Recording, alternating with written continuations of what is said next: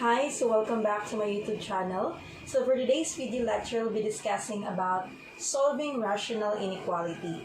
Now, how do we solve irrational inequality? The same with rational equation class, we will still be following some steps in order for us to find the solution set.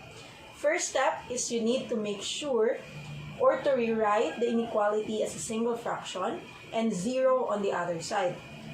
Next step is you need to locate the values of x where it will be equal to 0 and undefined.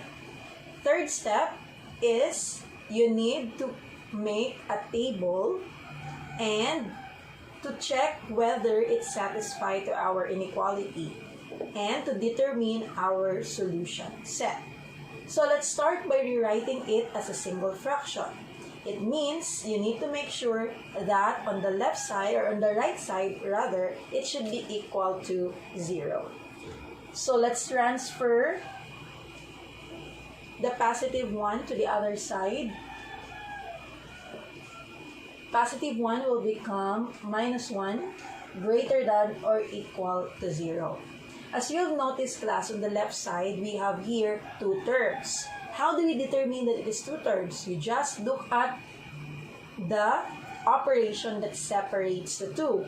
Remember that we only have one operation, which is subtraction. That means you always add that one operation plus 1, and it means we have two terms. How do we combine it to make it as a single fraction? You just copy or find its LCD. Remember that it's 1 over 1, and its LCD is x plus 1. X plus 1 divided by x plus 1 is 2x. You copy minus 1 times x plus 1 divided by 1 is just x plus 1. Greater than or equal to 0. Combine or to distribute. So you have 2x minus x. Negative 1 times 1 is negative 1 over x plus 1 greater than or equal to 0. So we have here 2x minus x. You have x minus 1 over x plus 1 greater than or equal to 0. So this is our single fraction. We have x minus 1 over x plus 1 greater than or equal to 0. Next is to locate the values of x that will make it equal to 0 and undefined. Remember that in our single fraction is x minus 1 over x plus 1 greater than or equal to 0. So in order for us to solve for the values of x that will make it equal to 0, you will just copy the terms in the numerator. Because remember, if our numerator is 0, then automatically our resulting equation is equal to 0. So we have here x minus 1, then equate it by 0. So the possible values of x that will make our rational inequality 0 is x is equal to 1. Do you have any questions? Okay, how about undefined? Remember that if the number in our denominator is equal to 0, then it means that is undefined. So in order for us to get the value of x that will make it undefined, you will just copy the terms under denominator and equate it by 0. X is equal to negative 1. So if x is equal to negative 1, then it means that our rational inequality is undefined. So let's make a number line. We have here negative 1 and this is positive 1. Remember that if x is equal to 1, our rational inequality is 0. Still, that is a solution. So this is included. Why is it included? If the inequality symbol involves greater than or equal to or less than or equal to, it means that the values of x that will make it equal to 0 is included as a solution. How about x is equal to -1? Is it shaded or not shaded? It's not shaded. It's because it will make our equation undefined. Right. Next step is to come up with our table. The reason why I make a number line here is for us to determine our intervals.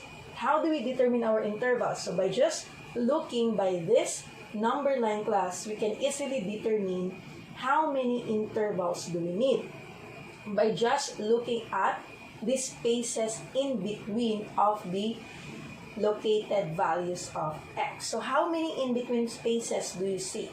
There are 3. 1, 2, 3. It means that the possible intervals that we need to make are 3. So we have -infinity to -1, then -1 to +1, and this is bracket. Why is it bracket? It is bracket since it is included. It is parentheses, means not included as a solution. And the last interval that we need to use is +1 to +infinity, because this arrow means to +infinity and this arrow represents the -infinity. Do you have any questions? Remember that earlier we already have our 3 intervals, so we'll be using it in order for us to determine our solution set. So let's make our table. So let's write the first interval that we write. So we have -infinity to -1, followed by -1 to +1, and remember this is bracket since it is included. And the last interval is +1 to +infinity. Now, what to write here? We will be writing the numerator and denominator. So we have x minus 1 and x plus 1. Then you write our single fraction in order to get the resulting sign. Now, what is our next step after we write this? Next is to determine a number that is inside -infinity and -1. Can you give me one number? Yes, correct. So we can use -2, -3, and so on. How about -1 to +1? Can you give me a number that is between those two? Yes, you can have 0. How about +1 to +infinity? It's 2. Now, this following numbers, let's substitute it to our numerator, or x minus 1. So you have -2 minus 1. What is the sign? -2 minus 1. These are like signs. It means negative. 0 minus 1. Smaller number minus larger is always negative. 2 minus 1 is positive. Here, -2 plus 1. It's unlike sign, and you copy the sign of the larger number.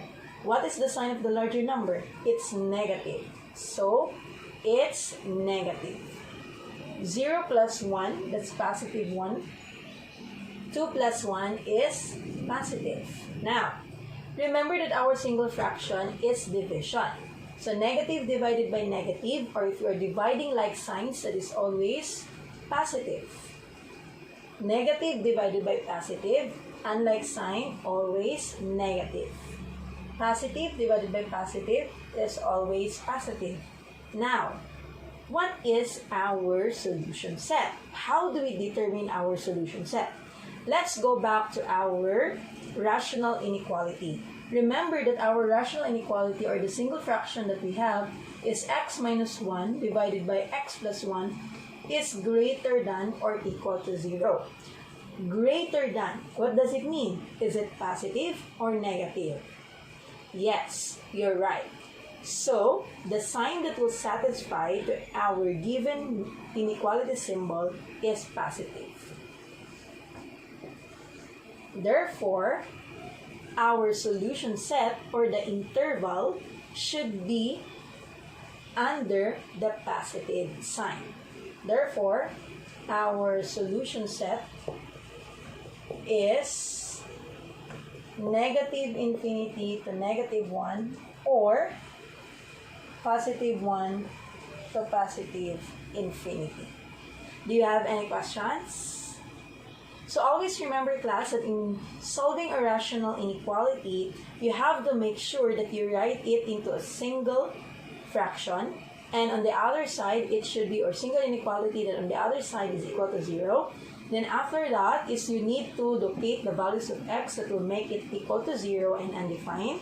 Then you make a number line so that you can determine the number of intervals that we will be using. Then next step is you come up with a table to check our solution set that will satisfy to our given inequality symbol. Always remember, basta naa gani equal to means naa gid tay bracket ana sa atuang interval or naa tay included as a solution.